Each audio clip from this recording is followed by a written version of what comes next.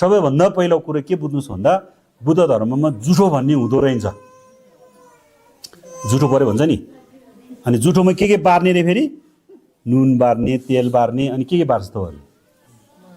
मासु बार्ने। ल ठिकै छ। अनि जाँड रक्सी बार्छै बार्दैन?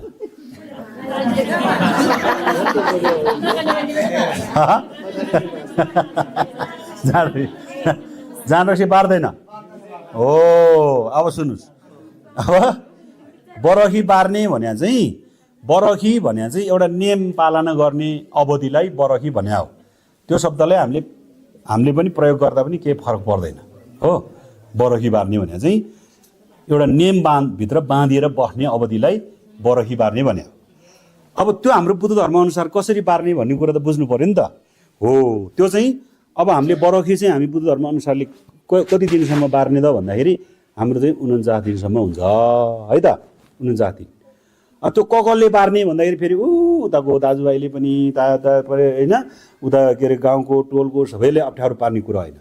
जुन घरको मान्छे परिवार हुन्छ नि, जस्तो एउटा बाबुआमा मेरो हो भने अब मेरो बाबुआमा बाजेको बित्नुभयो, अब मेरो त्यो 3 पुस्ते हुन्छ नि त। 3 पुस्तामा पनि जस अब छोराछोरी नाता नातिले नै पनि त्यो बोझ नगरे पनि हुन्छ है। छोराछोरी जति कति छ नि, 4 जना 5 जना 2 जना 1 जना जति छ, त्यो आफ्नो बाबुआमाको डेनसाङ्सी गर्नलाई त उसले गर्ने हो नि त। सबैले भार बोक्नुपर्ने कुनैको छैन नि त हो।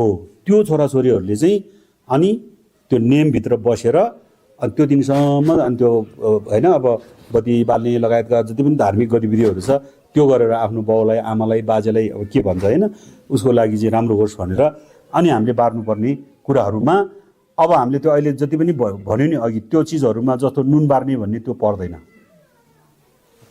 हाम्रोमा नुन बार्ने भन्ने छैन है त। मासु बार्ने भन्ने त त्यो ठिकै हो, त्यो मासु त कहिले नखाँदैन भइगयो है। त्यतिखेर नखाँदा राम्रो भयो, त्यो राम्रो भयो है। त्यो कुरै भएन। अनि तेल बार्ने भन्ने पनि हुँदैछ कोही कोहीमा, तेल नखाने त्यो पनि परेन। तेल नबार अब त्यो स्वास्थ्यको लागि अब त्यो चिल्लो पालो नखाउँ भन्दा पनि त्यो पनि नि त्यो धर्मसँग नजोड्दा पनि शारीरिक हिसाबले त्यसलाई नबार्दा पनि त्यो ठुलो कुरो भएन। तर धर्ममा त्यो छैन है। पछि फेरि लामा गुरुहरूलाई तेल फुगाइदेऊ होइन, मासु फुगाइदेऊ, के अरे नुन फुगाइदेऊ भन्ने कुराहरू चाहिँ हुँदैन। त्यो छेउमा त्यस्तो फुकाउने हजुर है। अनि जाँड रक्सी सबभन्दा जिन्दगीभरि बार्नु पर्यो पनि त्यही हो। बरखी बार्ने बेलामा पनि जाँड रक्सी चाहिँ बार नखान।